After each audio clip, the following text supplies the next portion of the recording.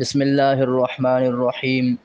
نحمده ونصلی ونسلم علی رسولہ الکریم اما بعد اعوذ باللہ من الشیطان الرجیم بسم اللہ الرحمن الرحیم واخفض جناحک للمؤمنین صدق اللہ العلی العظیم وعن ابی موسیٰ رضی اللہ تعالی عنہ قال قال رسول اللہ صلی اللہ علیہ وآلہ وسلم المؤمن للمؤمن كالبنيان يشد بعضه بعضا وشبك بين أصابعه أو كما قال عليه الصلاة والسلام متفق عليه صدق الله العلي العظيم وصدق رسوله النبي الكريم ونحن على ذلك من الشاهدين والشاكرين والحمد لله رب العالمين۔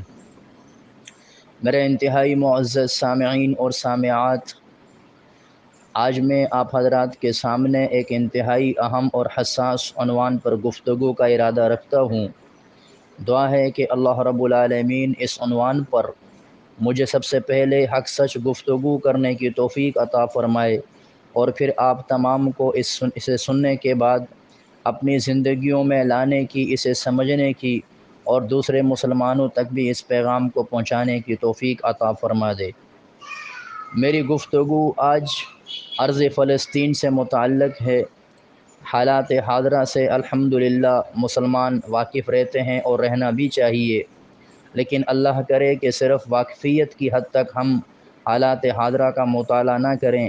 بلکہ ان حالات سے باخبر ہو کر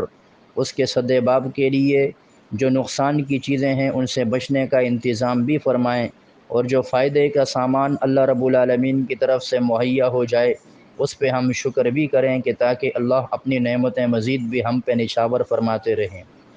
آج فلسطین کی سرزمین لہو لہو ہے، وہاں مسلمانوں پہ ظلم و ستم ڈھایا جا رہا ہے۔ اسرائیل جو کہ یہودیوں کی ایک ناجائز آماج گاہ ہے، وہاں کے لوگوں نے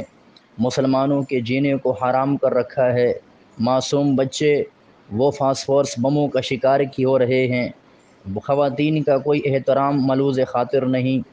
عورتوں کے حقوق کے صدائیں لگانے والے چیمپئن UNO، اقوام متحدہ، انسانی حقوق کی تنظیمیں اور NGOز سب نے چپ سادھ لی ہے۔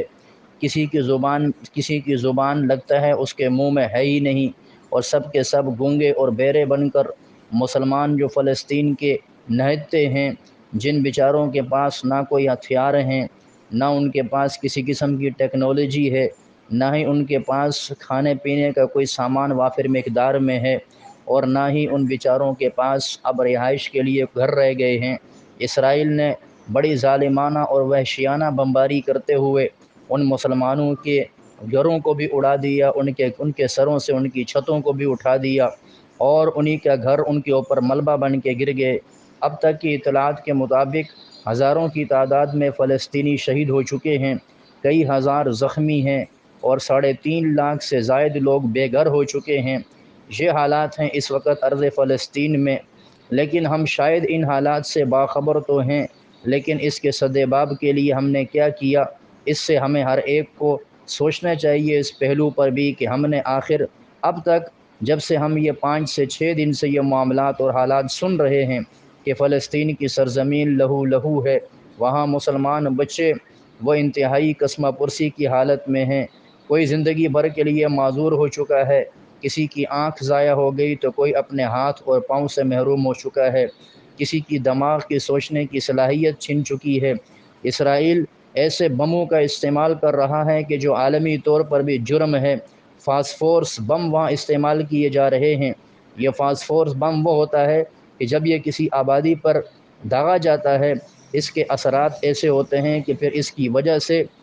انسان کا جسم ایسے جھلس جاتا ہے جیسے کوئی انسان آگ میں جل گیا ہو، اس کے چہرے کی، اس کے جسم کی شناخت بھی نہیں ہو سکتی۔ یہ کیمیائی ہتھیار ہیں جن کا استعمال عالمی طور پر ممنوع ہے، لیکن چونکہ امریکہ، برطانیہ اور دنیا کفر وہ اسرائیل کی پشت پناہی پر کھڑے ہیں، اور اسرائیل کی مدد کے لیے ان کے وزرائے خارجہ اور ان کے مختلف قسم کے وزیر اور مشیر اسرائیل کے دورے پر آئے ہوئے ہیں۔ امریکہ نے اعلان کیا کہ ہم اپنی فوج وہاں روانہ کریں گے، برطانیہ نے اعلان کیا کہ ہم اپنا بحری بیڑا وہاں کے لیے روانہ کریں گے۔ لیکن شاید کسی مسلمان ملک کی طرف سے اب تک کوئی کسی قسم کا اعلان نہیں کیا گیا، صرف مذمت کی بات کی جا رہی ہے، زبانی مذمت، اور بعض لوگ تو مذمت کرنے سے بھی گھبرا رہے ہیں، بلکہ الٹا وہ اسرائیل کا ساتھ دے رہے ہیں۔ اور پھر اسرائیل کے صدیوں کے جو مظالم ہیں، اسرائیل جو ایک دہائی سے، ایک صدی سے جو ہے زائد عرصہ تقریباً ہونے کو ہے کہ اسرائیل مظالم کرنے کے لیے پر تول رہا تھا، پھر 1967 کے اندر 1967 میں فلسطینیوں سے انہی کی زمین ہتھیا کر وہاں اپنی آبادی اس نے بنا لی، اور اب وہاں مسلمان فلسطینوں پر اب تقریباً ایک عرصہ ہو چکا ہے، 45-50 سال کا عرصہ ہو چکا ہے کہ اب وہ مظالم ان پہ ڈھا رہا ہے۔ لیکن آج جب حماس کی طرف سے جوابی کارروائی کی گئی اور اپنے ہی ان علاقوں کو چھڑانے کی کوشش کی گئی جو اسرائیل نے قبضہ کیے ہوئے تھے، اور اسرائیل سے مقبوضہ علاقے چھڑانے کے لیے، ان سے قبضہ ختم کروانے کے لیے حماس کے مجاہدین نے جب کارروائی کی، تو وہاں اب عام بہت سارے نام نہاد قسم کے دانشور اب حماس کے مجاہدین کو دہشت گرد قرار دے رہے ہیں، اور کہہ رہے ہیں کہ انہوں نے پہلے اسرائیل پہ حملہ کیا، اس لیے اسرائیل کا جو جواب ہے وہ بالکل جائز ہے۔ تو انہیں یہ نظر نہیں آتا کہ اسرائیل 50 سال سے وہاں جو بموں کی برسات کر رہا ہے اور نہتے فلسطینی غلیلوں کے ذریعے اور وہاں بیچارے پتھروں کے ذریعے اپنا دفاع کر رہے ہیں، مسلمان خواتین کی چادروں کو تار تار، عزتوں کو تار تار کیا جا رہا ہے، بزرگ اور بچوں میں کوئی تمیز نہیں کی جا رہی، سب کو ایک ہی لاٹھی سے ہنکایا جا رہا ہے، آبادی پر بم برسائے جا رہے ہیں، اس کا نوٹس لینے والا کوئی نہیں ہے۔ تو یہاں میں گزارش یہ کروں گا کہ ان حالات کے اندر ہماری ذمہ داری یہ بنتی ہے کہ ہم ان فلسطینی مسلمانوں کو اپنا بھائی سمجھیں۔ جناب نبی کریم صلی اللہ علیہ وسلم نے اپنی احادیث مبارکہ میں اسی طرف بھی آپ نے رہنمائی فرمائی کہ مسلمان ایک دوسرے کے درد کو محسوس فرمائیں۔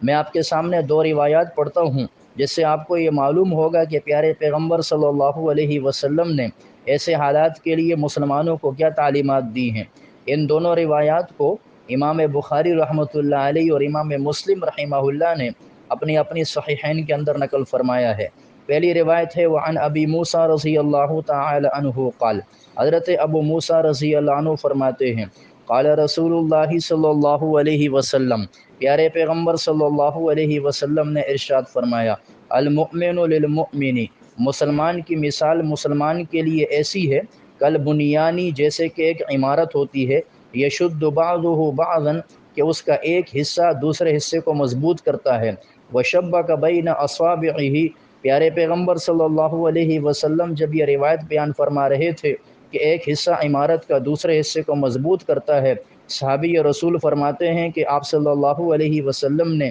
بات کو سمجھانے کے لیے اور زیادہ سمجھانے کے قریب کرنے کے لیے عملاً اپنی ایک ہاتھ کی انگلیوں کو دوسرے ہاتھ کی انگلیوں میں داخل کیا، اور فرمایا کہ جیسے یہ ایک ہاتھ کی انگلیاں دوسرے میں داخل ہو گئی ہیں، اسی طریقے سے عمارت کا ایک حصہ دوسرے میں داخل ہو کر اسے مضبوط کرتا ہے، یعنی ایک اینٹ کے ساتھ دوسری اینٹ ملی ہوتی ہے۔ اسی طرح مسلمان کی مثال ہے کہ وہ بھی مسلمان دوسرے مسلمان کے دکھ درد میں شریک ہوتا ہے۔ اگر کسی ایک جگہ کے مسلمان تکلیف میں ہوں، سارے مسلمان درد کو محسوس کرتے ہیں، ان کی مدد کی کوشش کرتے ہیں، یہ کم از کم ان کے لیے دعائیں کرتے ہیں۔ اسی طریقے سے دوسری روایت ہے وعن النعمان بن بشیر رضی اللہ تعالی عنہما قال، صحابی رسول حضرت نعمان بن بشیر رضی اللہ عنہما فرماتے ہیں قال رسول اللہ صلی اللہ علیہ وسلم، کہ پیارے پیغمبر صلی اللہ علیہ وسلم نے ارشاد فرمایا، مثل المؤمنین فی توادہم،